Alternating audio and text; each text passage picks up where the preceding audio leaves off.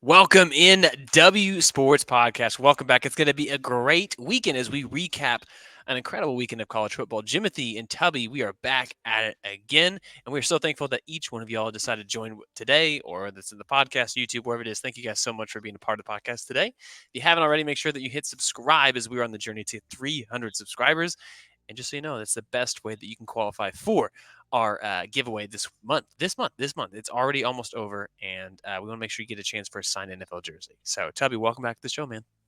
What is up? Yeah, you only got 2 weeks. Two Only got weeks 2 weeks. left. Yeah, isn't that so? Looked up to this weekend, realized that college football was literally over halfway through, Mm-hmm. and the NFL season just got through week 7. As we're Yep. recording this, world, it's mostly week 7, which is technically next week is halfway, is the front half. So that's wild. Yeah, yeah, it's flying by real fast. Yeah, I don't understand it, but grateful for every single weekend of football because this weekend, the best news possible happened. We've been talking about it for weeks and weeks. And Tubby, you sent me the alert. I was working on a house, so I didn't see it. And then all of a sudden, boom! Finally, Brent Venables says we got to move on from Seth Luttrell. Finally, He saw your podcast, your it, ranting episode. it was a week late. He saw it yesterday. Yeah, yesterday after the game, it was like, oh man, if only I would have saw that last week, I would have just went ahead and fired him last week. But we'll just go ahead and do it this week now. Yeah, and well, at least better late than never. I think they always say, right? Isn't that the phrasing? Yeah. This came after an absolute disaster of a game. OU. We don't need to talk about too much because OU is Mm. 4-3 and they lost to a 4-3 South Carolina team. But for the first time all year, Oklahoma had a quarterback throw for over 200 yards with Jackson Arnold, who came in. Did that. He didn't turn the ball over other than the fumble. That's kind of frustrating, but it was another sack. But I think the biggest storyline from this is just South Carolina's a defensive line, their schemes, their stunts, everything that they're doing. There's a couple guys on that rotation in their front Yeah. seven that they're definitely going to be playing on Sunday. Yeah. They definitely defense line showed that is their strong suit. Mm-hmm. OU's offensive line definitely showed that it is one of the worst in college football. Yeah. Well, I think that's actually even a theme. Some of the teams that you're looking at in the college football world that have really bad offensive lines, Tubby, are you Mm-hmm. seeing anything that's more common in those?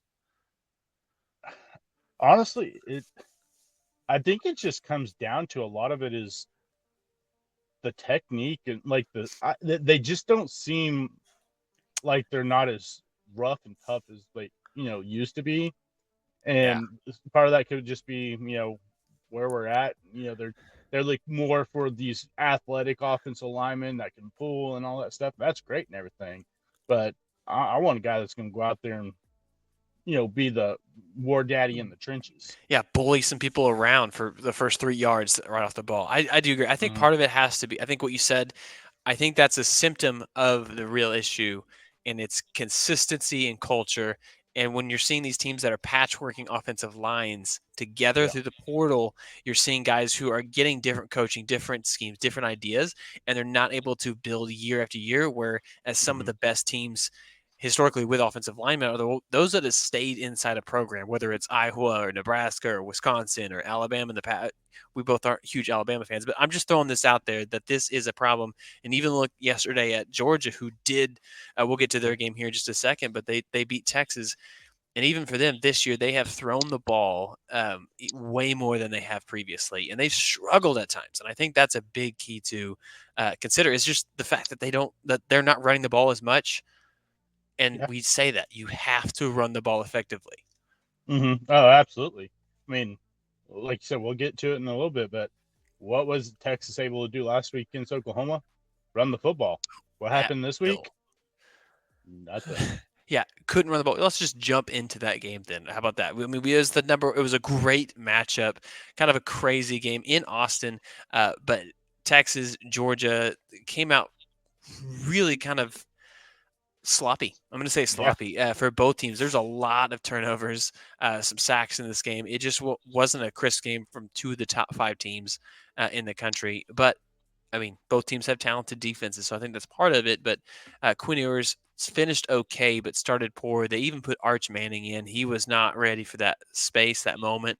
Yeah. And then they fumbled the ball and lost it 3 times. Texas did, while 3 picks for Carson Beck. So this is just a sloppy game.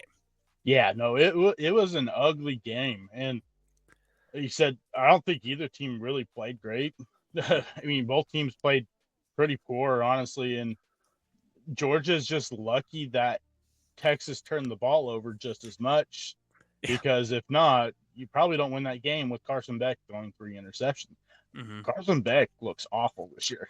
I He mean, does. his draft stock has to be plummeting right now. I don't see any way right now, the way he's playing, that he is a first round pick. And second round pick, I think, is even pushing it too, with the way he's played. I mean, we talked about this last year. We didn't think that Carson Beck played great last year, but their Mm-hmm. defense carried them. Well, Mm-hmm. And they ran the ball. yeah, and he's not playing great this year. Defense is carrying them for the most part, except for the first half of that Alabama game against Yeah. Kentucky. The defense was good, but the offense wasn't good enough, and they almost lose that game too. So yeah, I don't know. Maybe the SEC's it's either the SEC is not as strong as we thought it was going to be, or the SEC is strong in any given week, except for maybe Oklahoma or Mississippi State. You can lose. Yeah. Well, I think there's a little bit of that in it as well. Well, there's in this game, Carson Beck, he just can't be relied on to throw the ball 45 times a game. And I No. think that's where they found themselves this year multiple times, especially in the games that they're close and losing, is because they haven't been able to run the ball. Again, Yeah. Etienne is a transfer running back coming in with some other pieces. And I think the consistency that you've seen in places that have dominated in the past, like in Alabama or Georgia or even Ohio State, are teams that have kept guys in-house and done a really good job of that. So I think this is just a new thing for college football as a whole to really figure out. Yeah. But yeah, Georgia did win. They're not number one now. Obviously, Oregon is still number one after their dominating win on Friday or Thursday night against Purdue. It was an ugly game. I think Yeah, it 38-0. was. But hey, Oregon's the new number one. Do you believe in them as number one? Yeah, I absolutely do. Actually, I mean, I, I there's still some questions about the defense. Can the defense shore some things up? Yeah, I think Dan Lanning's a great defensive coordinator. Defensive coach. He was a really good defense coordinator at Georgia. I think he can fix some things with that defense and make it Yeah, more, competitive. But we know the offensive side, they're not going to struggle as long as Dylan yeah, Gabriel and he's too smart. Tez Johnson and Evan Stewart and all these guys are healthy. Hmm. That offense is going to be hard to stop. Yeah, no, I 100% agree. They're not getting nearly enough credit because they did start slow, but they've really Yeah. started to turn the wheels and be consistent. Nebraska versus Indiana. Boy. If anybody watched our game and I said, "Give me Nebraska," I don't know. I mean, dude, it does not look good for me. Raiola had a terrible game. He could not get Yeah. anything going offensively. He even got pulled just for the sake of, "Hey, man, it's okay. We're going to move on, play for another down."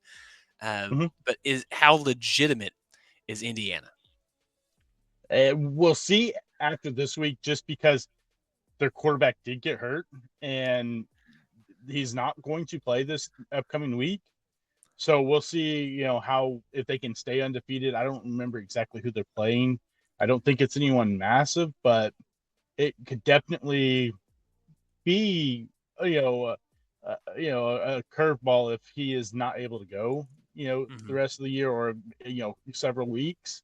Hmm. But if he's healthy, what they have done there is just absolutely shocking. No one in college football Nobody. seen this coming, Yeah. and Well, we thought, Nebraska, we're like, we think they win and they have a legitimate chance because that defense. Well, that defense did not show up. That Indiana offense showed up and absolutely punched them in the mouth.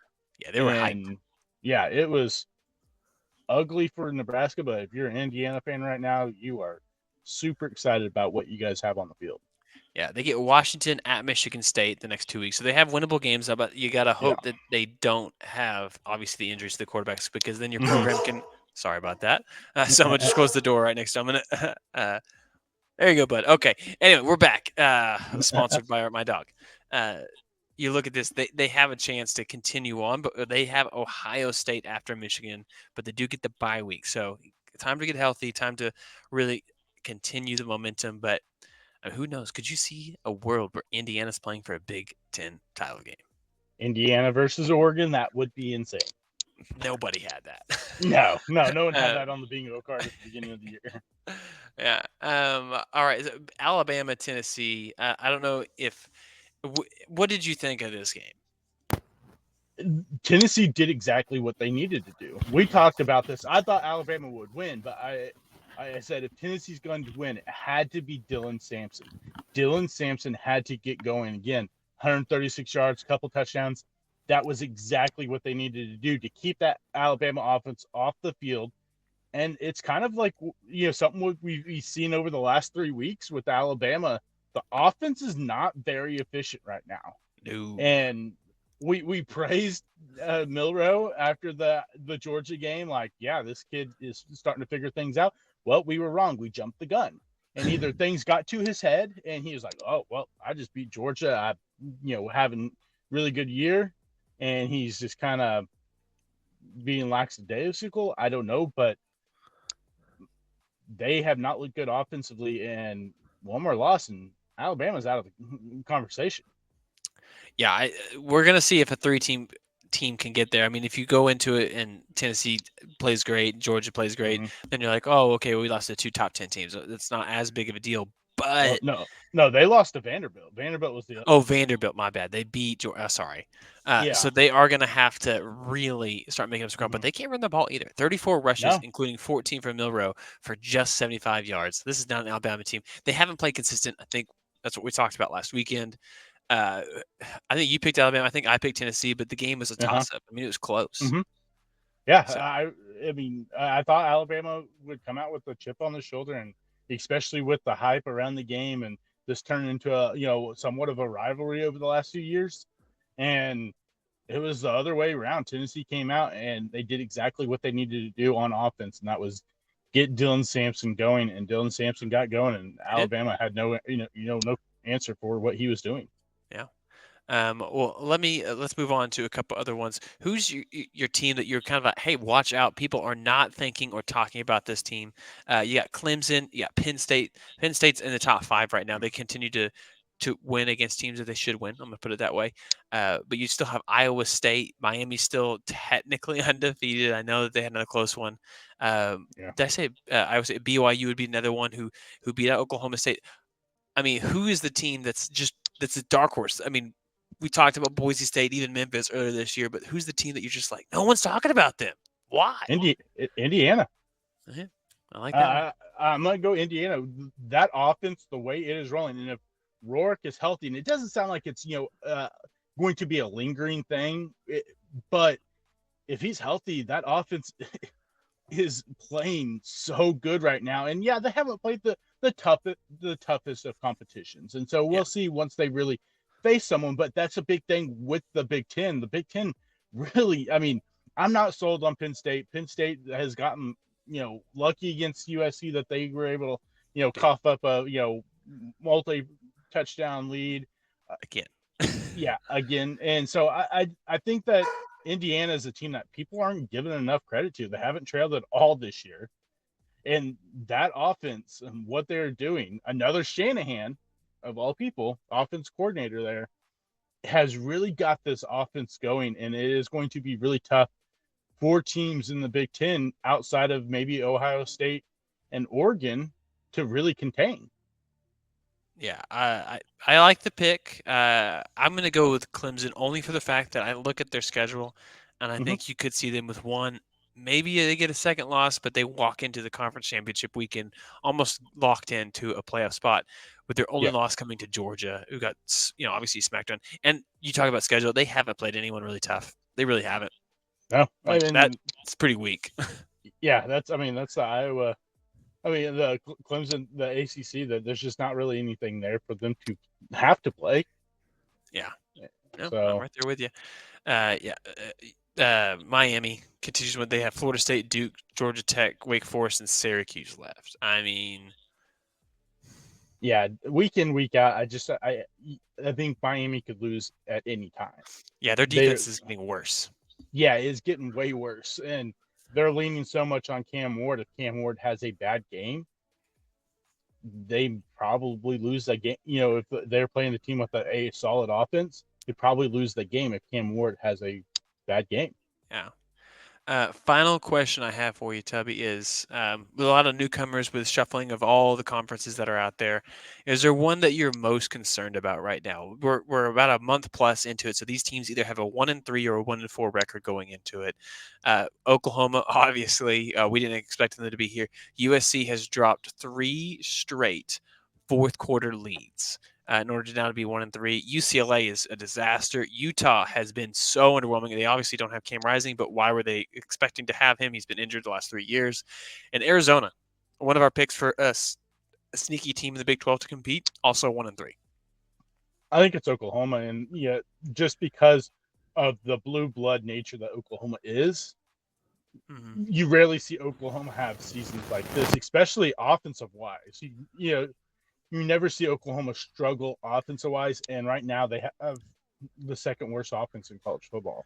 So I think that is probably the most concerning thing, because we were expecting Jackson Arnold to step in, a 5-star quarterback, and be what we saw in the bowl game, just hopefully with a little bit less of turnovers.